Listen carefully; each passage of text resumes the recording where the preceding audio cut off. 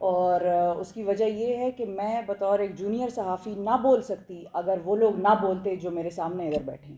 اگر عمران ریاض نہ بول رہا ہوتا، اگر معید پیرزادہ نہ بول رہا ہوتا، اگر ارشد شریف نہ بولتا، تو شاید ہم بھی ایک وقت تک بولتے، اور پھر اس کے بعد جب معاملات زیادہ خراب ہو گئے تو ہم بھی شاید تھوڑا سا ڈگمگا جاتے اور کہتے چھوڑو، اپنی جان سے قیمتی تو کوئی چیز نہیں ہے دنیا میں.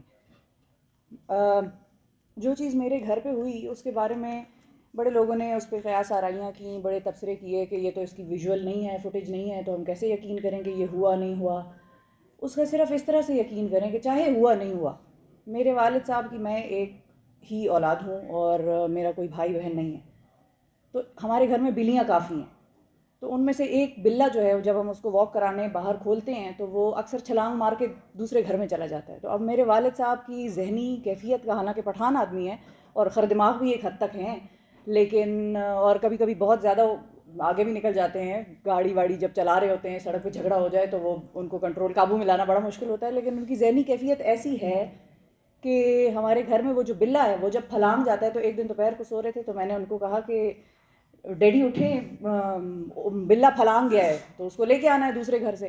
تو اب وہ نیند میں تھے یا جس بھی کیفیت میں تھے انہوں نے مجھے دوبارہ کہا بندے پھلانگ گئے ہیں اٹھ کے. تو ان کے ذہن میں مسلسل وہ چیز چل رہی ہے کہ بندے پھلانگ گئے اور بندے پھلانگ گئے. تو ایک بیٹی کا باپ اگر یہ چیز سوچ رہا ہے تو باقی سب کے گھر والے بھی یہی سوچ رہے ہوں گے، ان کے ذہنوں پہ بھی یہی چیز گزر رہی ہوگی. تو ہم تو ایک ریگریشن میں ہیں اس وقت، اور اگلے سال تک بھی یہ چیز مجھے تو کوئی بہتری نظر آتی، مطلب امید تو مجھے نہیں لگ رہی ہے. لیکن پھر وہ ہم کہتے ہیں کہ امید پہ دنیا قائم ہے، تو ہم بھی اپنی دنیا کو امید پہ رکھیں گے. میرا ارشد شریف سے کبھی کوئی ملاقات نہیں ہوئی، اور ایک دفعہ ہوئی تھی صرف، بڑی شارٹ بریف ملاقات تھی. اور ان کی والدہ اور بیگم سے جب میں ملی تو میری دل میں یہ اس چیز پر مجھے رونا آیا کہ کاش میری ارشد شریف سے پہلے کبھی ملاقات ہوئی ہوتی. وہ اندر ایک خواہش جاگ گئی میری کہ کاش میری ان لوگوں سے ایک ایک ملاقات ہوئی ہوتی. تو اب میں بہت ریگارڈ کرتی ہوں، جب خیر میں پہلے بھی کرتی تھی لیکن اب میں ضرورت سے زیادہ کرتی ہوں، جہاں پر بھی میں کوئی ایسا شخص دیکھوں کہ جس کے ساتھ بے شک میرا کوئی نظریے کا کوئی فرق بھی ہو کبھی، تو بھی میں اس کو اس بات پہ اس طرح سے نہیں ریئیکٹ کرتی جس طرح سے میں پہلے کیا کرتی تھی. بہت ساری چیزیں ہم نے سیکھی ہیں، لیکن افسوس کی بات یہ ہے جو یہ ٹویٹس کی بات کر رہے ہیں کہ آج اس سیمینار کے حوالے سے ٹویٹس ہوئیں اور یہ چیزیں ہوئیں، تو بہت سارے لوگوں نے آج بھی نہیں سیکھا، اور بڑے سینئر لوگ ہیں جنہوں نے اس سارے سلسلے سے کچھ بھی نہیں سیکھا. اندازہ آپ اس چیز سے لگائیں کہ میرا جس شخص سے جھگڑا تھا اور جس کے خلاف میں عدالتوں میں اور ایف آئی اے میں اور جس نے مجھ پہ کیریکٹر اسیسینیشن کے حملے کیے، اس شخص کے خلاف میں عدالت میں جاتی ہوں 1 سال پہلے، 2 سال پہلے، اور آج میں اس شخص کے ساتھ پارٹی بن رہی ہوں صحافیوں کی آزادی اظہار کے لیے اور ان کے خلاف جو بھی ہیومن رائٹس کی پامالیاں ہو رہی ہیں اس کے لیے. تو اس کا تو یہی مطلب ہوا کہ میں نے تو بڑا کچھ سیکھا، لیکن اس گروپ نے یا اس سائڈ کے لوگوں نے جس کو ہم کہتے ہیں people with the other view, انہوں نے شاید ابھی بھی کچھ نہیں سیکھا، کیونکہ ہم تو ان کے ساتھ ایک حد تک جا کر کھڑے بھی ہو گئے بڑی بڑی چیزوں میں. اسی کی پٹیشن تھی کہ آزادی اظہار رائے ہونا چاہیے، اور صحافیوں کی جو عزت ہے، جو ان کا جس کو ہم ڈگنیٹی کہتے ہیں، ایک انٹیگریٹی ہے، اس پہ کسی قسم کا شب خون نہ مارا جائے، ان کی آزادی ہو، ان کو ہراساں نہ کیا جائے. اسی کی پٹیشن میں آج میں پارٹی بن گئی سپریم کورٹ میں اور ہائی کورٹ میں. تو یعنی کہ مجھے سمجھ میں آ گئی.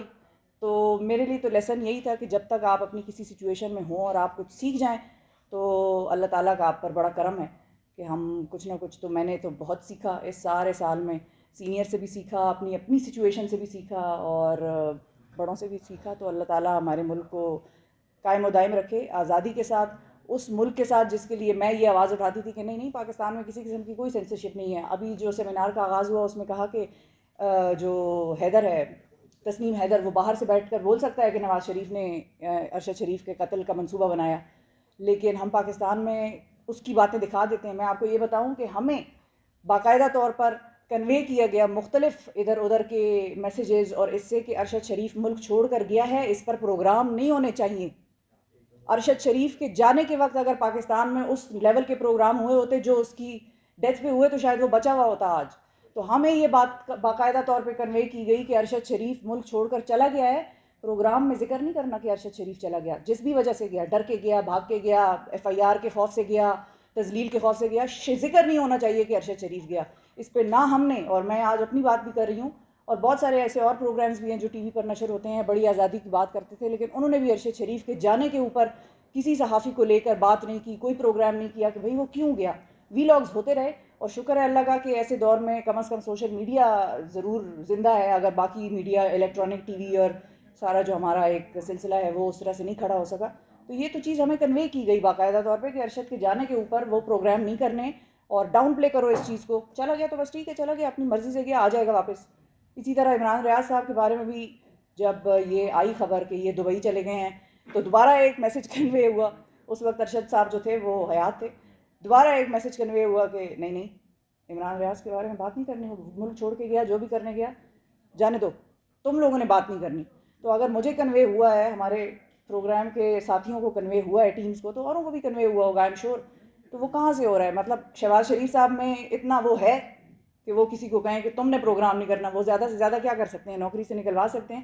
اور ایک چیز اور جو میں نے سیکھی, ہم ہر وقت پوچھتے رہتے ہیں وزیر اعظم نے یہ کیا, وزیر خزانہ نے یہ کیا, اس کے ہاتھ میں ہے ہی کیا کہ وہ کچھ کرے؟ تو یہ چیز بھی اب میں تو بڑا ہی ایک سافٹ کارنر ہے میرے دل میں سیاست دانوں کے لیے کہ ان کے ہاتھ میں تو ہے ہی کوئی فیصلہ نہیں, تو وہ کچھ کر ہی نہیں سکتے. اور میری کلوزنگ آ گئی ہے لیکن جب آپ نے ایکسٹرا پور مجھے پھینک دیا اسٹیج کے آگے تو پھر تو میرے اندر بہت کچھ تھا جو میں نے نکالا. لیکن بہت شکریہ ادا کروں گی میں آپ تمام مہمانوں کا جو یہاں پر آئے, اور جتنے سینئر